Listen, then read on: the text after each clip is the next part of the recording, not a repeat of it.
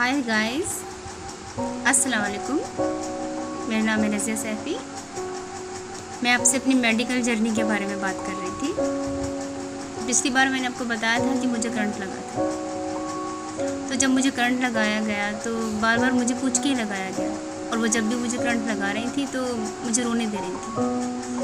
तो जब वो करंट लगाकर मेरे घुटनों के पास तक पहुंची तो मैंने बोला कि मैं फिर लगाइए। मैं समझ गई कि अब इस दर्द से कहीं जा तो नहीं सकते बच के। तो उन्होंने बोला कि बस अब लास्ट है, बस हो गया, अब नहीं और नहीं। उन्होंने मेरे हाथ और मेरे पैर जो लॉक किए थे वो खोल दिए। मैं वहाँ आधा घंटे से ज़्यादा पड़ी पड़ी रोती रही, और हमें और टेस्ट के लिए भी जाना था। मम्मी ने बोला तो उन्होंने बोला कि नहीं, लड़के को छुओ मत, उसे रोने दो जब तक वो रोना चाहती है। तो फिर मैंने खुद ही कहा कि नहीं मैम, अब घर जाएगी। तो जिस नर्स ने मेरा ब्लड टेस्ट किया था उसने जब मेरा हैंड को ऐसे टच किया तो उसने चिल्ला कर पड़ी कि लड़की को क्या करके लाया तुम। तो मम्मी ने बोला उसको कि करंट लगाया है। तो उन्होंने बोला कि ऐसे क्या करके लाया लड़की से, करंट क्यों लगाया। तो वो बहुत गुस्सा कर रही थी। तो मैंने बोला कि करंट मैंने लगवाया। जब मम्मी कहती थी कि कुछ हुआ है तो डॉक्टर्स बहुत चिल्लाते थे, गुस्सा करते थे। कई बार ऐसा हुआ कि आईसीयू में भी हुआ कि मैं गिर जाती थी और मेरे शरीर पर चोट लगी हुई थी। जब मेरी रिपोर्ट्स आई तो सारी रिपोर्ट्स में मेरे शरीर के अंदर चोट लगी हुई थी, और मैंने उस वक्त बहुत याद किया, पर मुझे याद ही नहीं आया था क्योंकि मैं आईसीयू में थी, मुझे सांस लेने में बहुत मुश्किल हो रही थी। तो बहुत याद किया पर मुझे याद नहीं आया कि मेरे शरीर में इतनी चोट कैसे लगी, और रिपोर्ट्स कह रही थी मेरे शरीर में चोट लगी है। डॉक्टर्स उसी बिहाफ पर मम्मी पापा पर चिल्ला रहे थे। उन्होंने कहा कि हम पुलिस को बुला लेंगे, लड़की को मार के लाए। अक्सर ऐसा होता है कि लड़कियों को करंट लगाकर या मार कर लाया जाता है ताकि उनकी शादी ना करनी पड़े, या उनके साथ मारपीट बहुत होती है। मेरी मम्मी पापा की कोई बात वहाँ नहीं सुनी थी, और मैं बालिग थी, मैं दिल्ली में पली बड़ी हूँ, मैं जानती हूँ कानून के बारे में कि जब तक लड़की नहीं बोलेगी कोई यकीन नहीं करेगा। तो मैंने बहुत हिम्मत कर मैं चिल्लाई और मैं बोली कि छोड़ दो मेरे माँ बाप को। उन्होंने मम्मी पापा को घेर लिया और मुझे घेर लिया। तो क्या लड़की के पास मत आने देना किसी को, ये लड़की को मारूंगी। तो फिर मैंने कहा कि मैम, मेरे पापा ने नहीं मुझे मारा, ना मेरी मम्मी ने मुझे मारा। तो बहुत जगह ऐसा भी हुआ जहाँ डॉक्टर्स ने मम्मी पापा पर इल्ज़ाम लगाया, क्योंकि 15 दिन के अंदर मेरी हालत इतनी ख़राब हो गई थी कि कोई कह नहीं सकता था कि मतलब 15 दिन में हालत इंसान ऐसा नहीं हो सकता जैसी मैं हो गई थी। इस बीमारी में इंसान ऐसा हो जाता है। तो बेहद दर्द था मुझे, और फिर उन्होंने मेरा ब्लड टेस्ट किया। उससे पहले उन्होंने मुझे फीवर की टैबलेट दी और आधा घंटा वेट करने को बोला।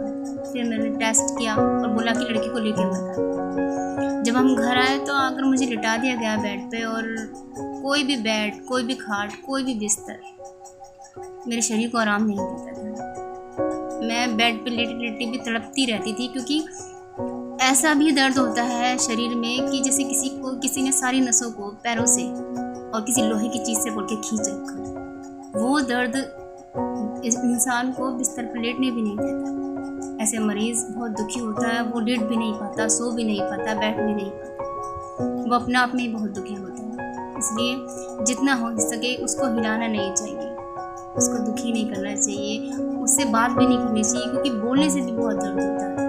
और मैं अपने डर से नेक भी नहीं हिलाती थी, कि मैंने आपको बताया था कि मैं अंधी और बहरी हो जाती थी तो मेरी आवाज़ चली जाती थी। तो जैसे ही मेरी नेक खिलती थी मैं फ़ौरन ब्लैंक हो जाती थी, मेरी आवाज़ चली जाती थी, मेरी आंखों की रोशनी चल जाती थी, मेरा बोलना बंद हो जाता था। तो इसलिए मैं डर से नेक भी नहीं हिलाती थी, किसी से कुछ कहती भी नहीं थी, और बोलती भी बहुत धीरे थी कि कहीं मेरी नेक नहीं हिल जाए। तो मैंने सोच लिया था कि अब मैं किसी से कुछ नहीं करूँगी।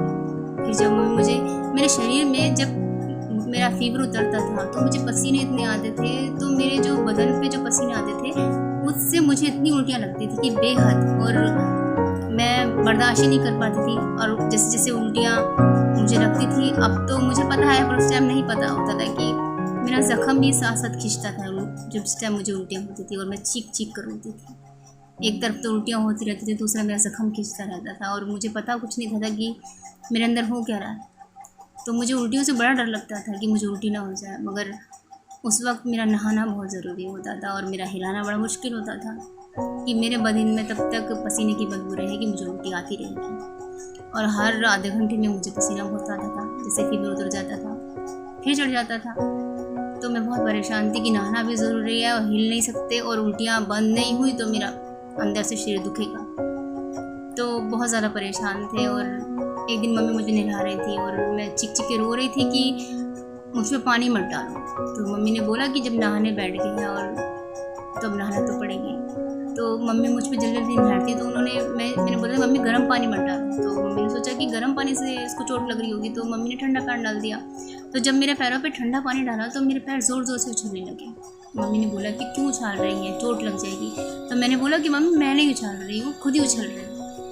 और वो ज़ोर ज़ोर से उछल रहे थे तो मेरा ज़ख्म दुख रहा था, तो मैं रो भी रही थी बहुत। तो मम्मी ने आके फ़ौरन मेरे पैरों को पकड़ लिया। जब तक मम्मी ने मेरे पैर नहीं पकड़े तब तक मेरे पैर ज़ोर ज़ोर पे उछल के ज़मीन पर लगते रहे और मैं चीख चीख कर रोती रही। मेरे पैर रुक ही नहीं रहे थे। ये ठंडा पानी डालने से होता था मेरे सर पैरों पर। मेरा कंट्रोल खुद पर से खो जाता था, समझ में नहीं आता था कि क्या होता है। तो फिर मम्मी ने मुझे नहलाया, मेरी बहन ने मुझे कपड़े पहनाए और मैंने बोला कि मैं सो रही हूँ, पर मैं सो नहीं रही थी, मैं छुप कर रो रही थी।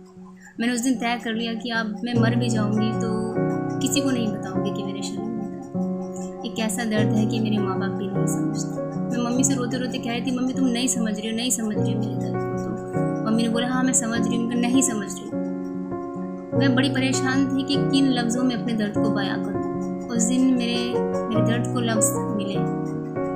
मैंने कुछ कहा अपने आप से कि ये दर्द नहीं है, ये खतरनाक है, ये दर्द से कुछ खतरनाक है, इसे दर्द नहीं कह सकते, ये दर्द से भी बहुत बहुत ज़्यादा खतरनाक है। और ये दर्द नहीं होता, कोई भी दर्द इंसान को इतना नहीं तड़पा सकता। किसी चीज़ से, किसी टैबलेट इंजेक्शन से दर्द बंद ही होता होगा, पर ये क्यों नहीं होता है। मैंने तय कर लिया था कि मैं मर भी जाऊंगी, अब नहीं बताऊंगी किसी को। तो जब मुझे डॉक्टर के पास ले जाया गया उस दिन, तो डॉक्टर्स मुझसे पूछ रहे थे, मैं गुस्सा थी। मैंने तय कर लिया था अब नहीं बताऊंगी किसी को कुछ भी। कोई डॉक्टर्स, कोई नर्स, कोई नहीं समझता मेरे दर्द को, सब मुझे रुलाते हैं। लेट जाओ, बैठ जाओ, कपड़े चेंज करो, एक्सरे लेने, ये करने, हाथ उठाना मेरी जान पर बनता था, कपड़े चेंज करना, मेरी चीखें निकलती थी, मुझसे नहीं होता था ऐसा। इसलिए मैंने सोचा मैं किसी से बात नहीं करूँगी।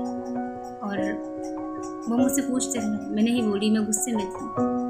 वो मेरी व्हीलचेयर के पास आके बैठे और मुझसे बोले कि बेटा कैसा दर्द होता है। तो मम्मी ने बताया इसके शरीर पर ठंडा पानी और गर्म पानी लगता है, इसकी टांगें उछलने लग जाती हैं, चिक चिक कर होती है। तो उन्होंने मुझसे बोला कि पानी डालने से शरीर पर चोट लगती है तुम्हारे, कैसा, ठंडा कि गर्म। तो मैंने बोला कि थोड़ा हल्का सा गर्म, और उससे भी, और ठंडा डालो तो उससे भी। जब मम्मी नहलाती है तो मेरे शरीर पर चोट लगती है, चीखें निकलती है, पर कोई नहीं समझता मेरे दर्द को। तो मैंने बोला कि डॉक्टर मैं सबको बताती हूँ कि मुझे दर्द होता है, पर कोई मेरे दर्द को समझता नहीं। मैंने आपको बताया भी नहीं। आपको कैसे पता चला कि मेरे शरीर पर जब पानी गिरता है मुझे चोट लगती है। उन्होंने कहा मुझसे कि तेरे शरीर पर पानी गिरता है तो तुझे चोट लगती है, दर्द होता है। तब मैंने बोला कि जहाँ मम्मी पानी डालती है सर पर, तो जहाँ जहाँ मेरे बदन को छू के जाता है पानी, वहाँ मुझे बहुत बहुत दर्द होता है। तो वो खड़े हुए और बोले कि मुझे लड़की का MRI चाहिए, सर से लेकर पैर तक। अब मैं MRI की बातें आपको अगली वीडियो में बताऊँगी। और अभी के लिए यही बस। अस्सलाम वालेकुम। मुझे कमेंट्स कीजिए और मुझे लाइक कीजिए ताकि मुझे पता चले कि आप लोग मुझे सुन रहे हैं और क्या सोचते हैं, कि जानना चाहते हैं, और ऐसे मरीज़ों के बारे में क्या उनको थोड़ी बहुत भी हेल्प होती है मेरी बात से। क्योंकि लोग कहते हैं, डॉक्टर कहते हैं किसी पर ये बीमारी गुजरी नहीं है, मुझ पर गुजरी है, इसलिए मैं ज़्यादा अच्छे से बता सकती हूँ अपने दर्द को, या जितना मुझे याद है मैं उतना बता सकती हूँ, शायद किसी और